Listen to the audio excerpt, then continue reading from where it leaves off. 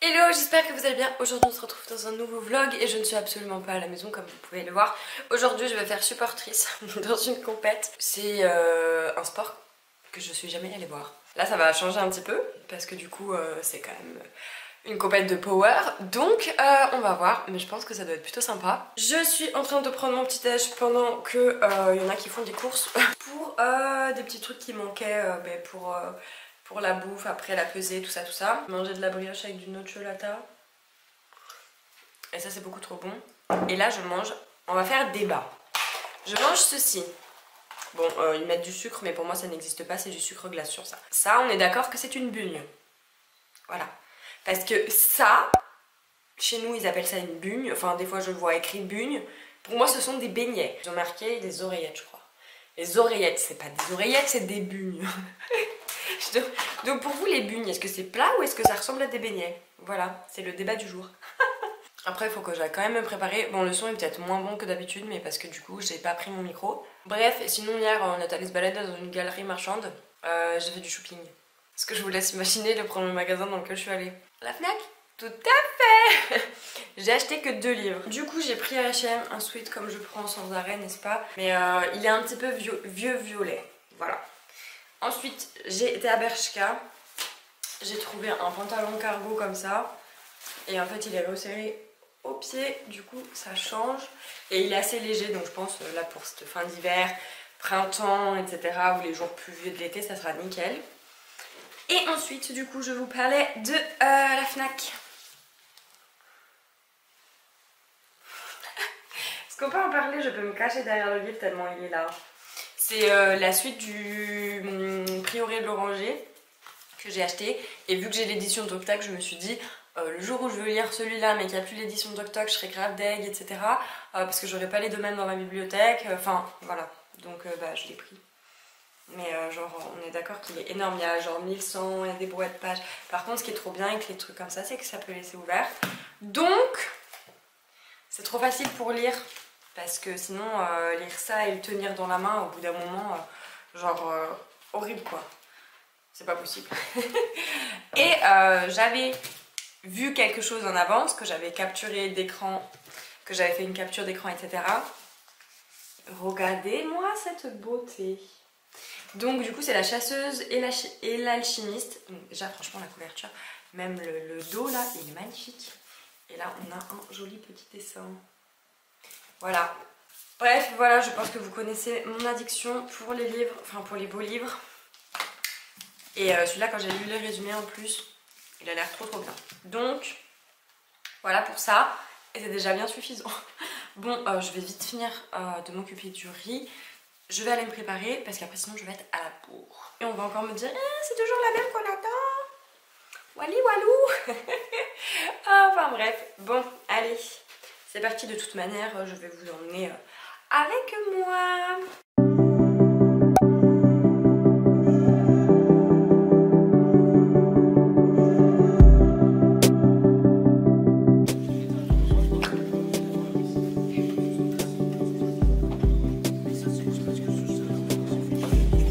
Allez, t'es solide. Allez, prends le temps, ouais. Doucement, place-toi bien. Ouais. Allez, pousse-toi.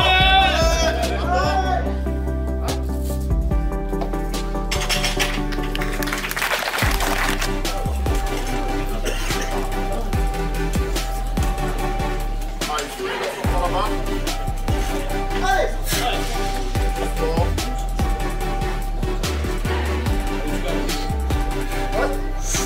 Allez, allez. Allez.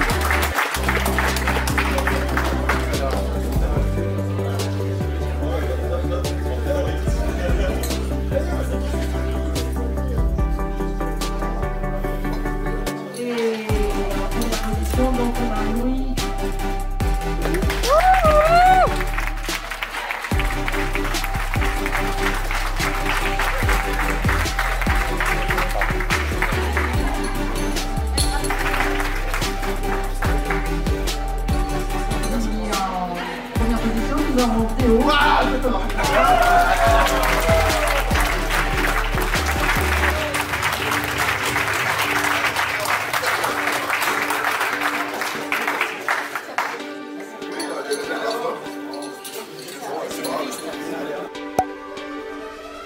Hello, j'espère que vous allez bien. On se retrouve, nous sommes le lundi 13 mars. Je ne vous ai pas repris après la compète parce que j'avoue qu'on est parti, on est allé manger au McDo, puis après le temps de rentrer parce que du coup c'était à Albertville et puis après on rentrait à Grenoble et moi je rentrais à Chambé, mais je suis rentrée le lendemain matin. Hier du coup c'était tranquillou, ménage, tout ça, profiter de Jojo.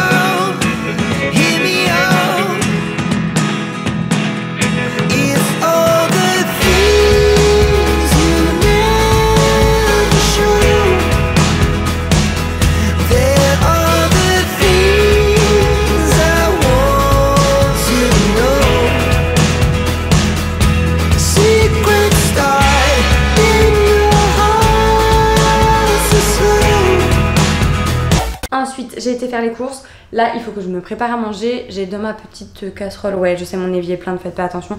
Mes œufs, je vais me faire un petit sandwich genre thon mayo, œuf, tomate. Parce que j'avais envie de ça. Voilà. Et que j'avais la flemme aussi de faire un truc super développé. Je vous emmène avec moi encore aujourd'hui. C'est parti pour continuer ce petit vlog.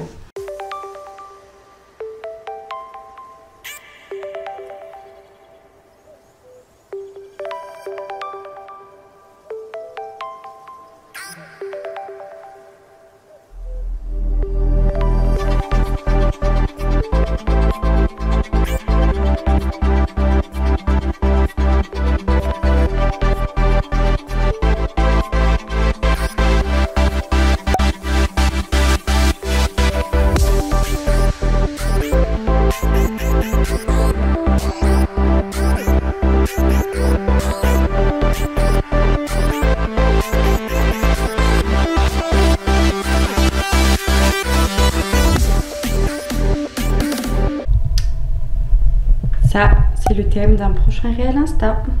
Hello, je vous retrouve. Il est super tard. Il est 22h24. J'ai fait ma sieste. Je suis allée récupérer Jojo. On est rentré. J'ai bossé pendant qu'il jouait, etc. Donc j'ai fait du montage. J'ai monté mon training de ce matin et mon réel que j'ai tourné cet après-midi.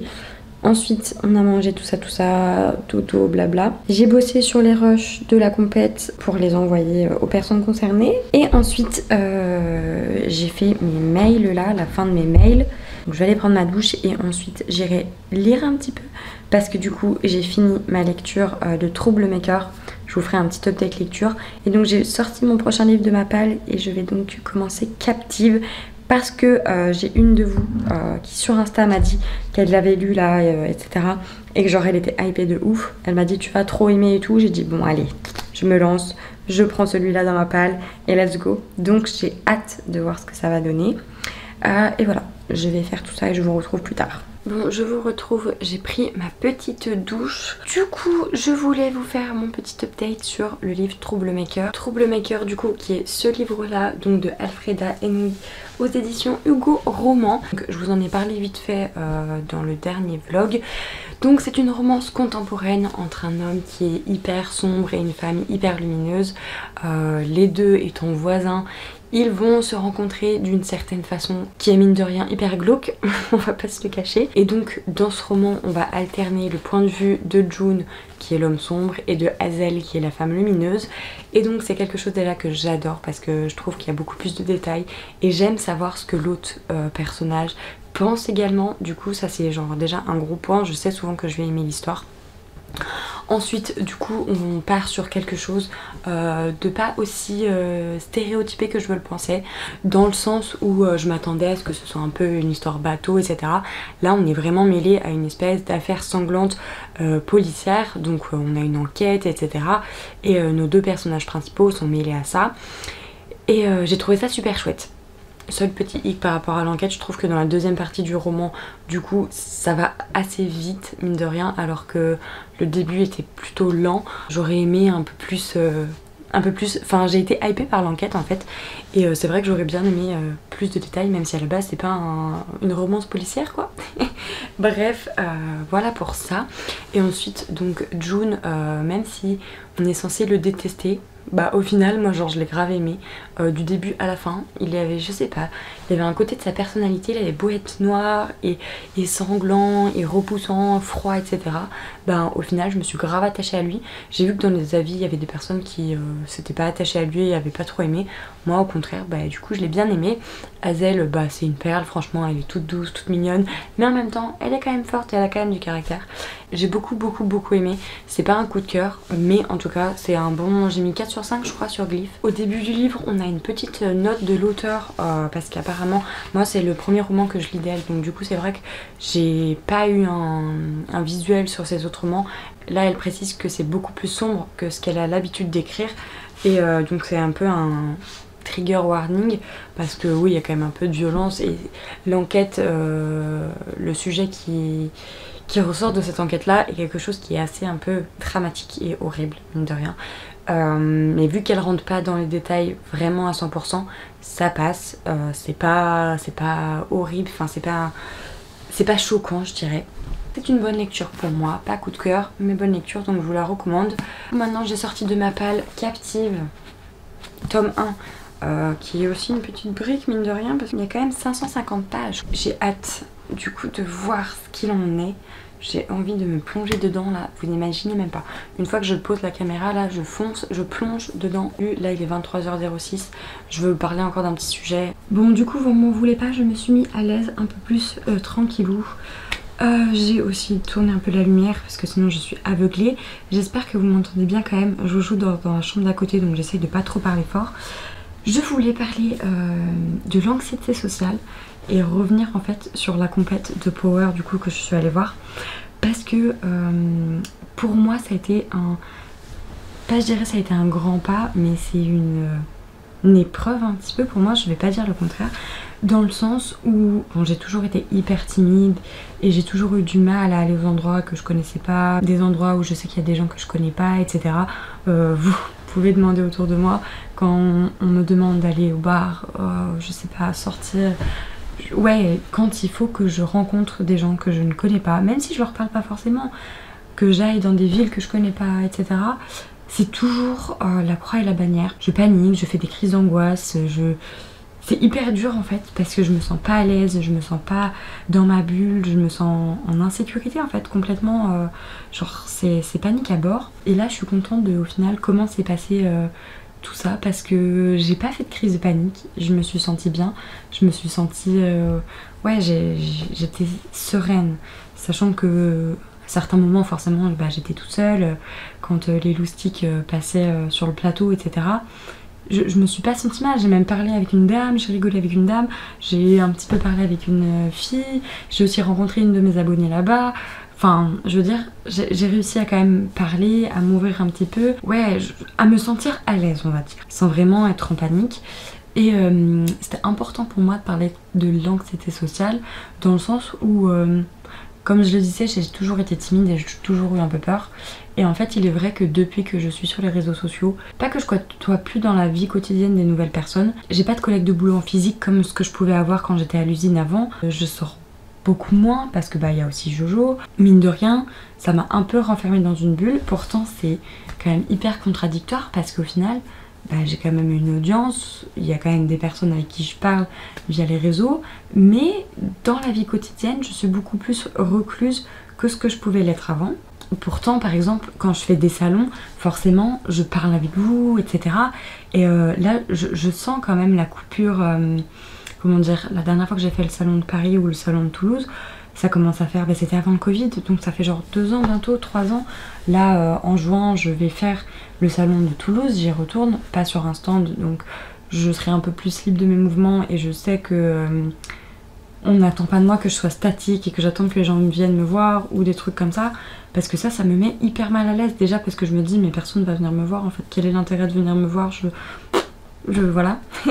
Donc déjà ça me fait paniquer et ça me stresse, du coup je préfère être un peu en mode oiseau furtif qui se balade, on se croise, vous me parlez etc, je suis trop contente, mais du coup c'est spontané et genre j'ai pas mon angoisse entre temps, etc. Je sais que à ce moment-là, je vais quand même paniquer parce que je sais que je vais descendre à Toulouse toute seule. Je sais pas comment là-bas ça va se passer. Je crois qu'il y a 2-3 collègues qui y vont, donc je vais probablement leur écrire et essayer de trouver genre help, I need help justement. Parce que je sais que ça va être super dur pour moi. J'ai déjà annulé des événements pro ou quoi parce que c'était la panique et parce que je me sentais pas de faire certaines choses. Je me sens pas de prendre l'avion toute seule par exemple parce que ouais, je fais des crises d'angoisse, parce que voilà, et parce que je sais que je vais croiser des gens que je connais pas et tout, bref. Et pour revenir au sujet des réseaux sociaux, j'aimais pas spécialement déjà de base rencontrer des gens que je connaissais pas, aller dans des lieux où voilà. Mais depuis que je suis sur les réseaux, je crois que c'est encore pire, parce que quand les gens me regardent de façon peut-être insistante ou bizarre ou machin, avant je me disais oh merde, ça se trouve je suis mal habillée, je suis pas jolie, je sais pas, tu vois, enfin genre qu'on était en train de me juger. Déjà juste avoir ça, cette peur là d'être constamment ouais genre parce que quelqu'un te regarde, genre c'est forcément négatif. Mais maintenant qu'en plus j'ai les réseaux sociaux, je me dis bon, est-ce que c'est est-ce que j'ai un truc sur la tronche, est-ce que parce que je suis pas belle, est-ce que genre je sais pas, ils sont en train de me critiquer, peut-être qu'ils savent que j'ai Instagram et peut-être qu'ils savent ce que je poste et peut-être qu'ils se foutent de ma gueule et peut-être que et du coup en fait genre ça monte crescendo et c'est pas genre en mode ouais oh là là j'aime pas, je vais dans des lieux publics, les gens vont venir me reconnaître et du coup ils vont venir me voir, non, rien à voir. C'est plus la peur d'être jugée et de recevoir peut-être des ondes négatives ou des choses qui me font me sentir en insécurité, etc. Même si c'est ma propre perception des choses et que voilà, hein, c'est clairement... c'est pas les gens qui viennent me dire ouais t'es une merde, tu vois. Mais c'était hyper compliqué pour moi.